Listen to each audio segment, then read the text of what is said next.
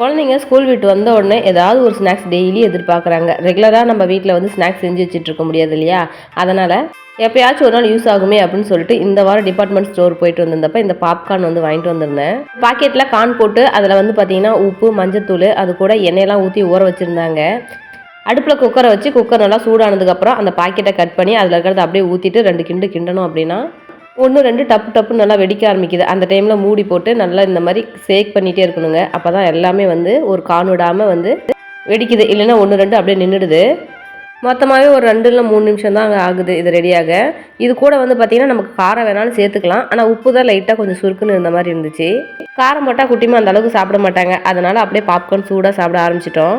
சரி, இப்போதைக்கு இந்த பாப்கார்னை சாப்பிட்டோம். குழந்தைங்க பசிக்குதுன்னு கேட்கும்போது தோசை ஊட்டலான்னு சொல்லி கொஞ்சம் அசால்ட்டாக விட்டுட்டாங்க. உடனே என்னுடைய கணவர் வந்து நானே இன்றைக்கி தோசை ஊற்றுறேன்னு அடுப்பிட்ட பூந்துட்டாரு. தோசையே அந்த அளவுக்கு சுட வராது, இருந்தாலும் என்ன மாதிரி நீ தோசை சுடுவியா அப்படின்னு சொல்லிட்டு நின்றுட்டு சுட்டுட்டு இருந்தார். ஒரு முட்டை உடைக்கிறதே வந்து பார்த்திங்கன்னா பெரிய அலப்பறை பண்ணி உடைப்பார், பெரிய மலையை உடைக்கிற மாதிரி. சரி, அடுப்புக்கிட்ட வந்து சமைக்கிறேன்னு சொன்னதே பெரிய விஷயம். இதில் நாம் வேறு இவ்வளோ கேலி கிண்டல் பண்ணிட்டு இருந்தோம்னா கண்டிப்பாக அடுப்பு பக்கமே திரும்பி பார்க்க மாட்டார். கொஞ்சம் நஞ்சம் பேச்சா பேசுகிறேன்னு கடவுள் ஒரு ட்விஸ்ட் வச்சாரு பாருங்க. ஆமாங்க, நம்ம வேலை கொஞ்சம் ஈஸியாக இருக்கட்டும்னு இந்த தோசைக்கெலாம் ஸ்ப்ரே பண்ணுறதுக்கு ஸ்ப்ரே பாட்டில் வாங்கியிருந்தேன் இல்லைங்களா, அதை எடுத்து தோசைக்கு ஸ்ப்ரே பண்ணுறேன்னு பண்ணார்.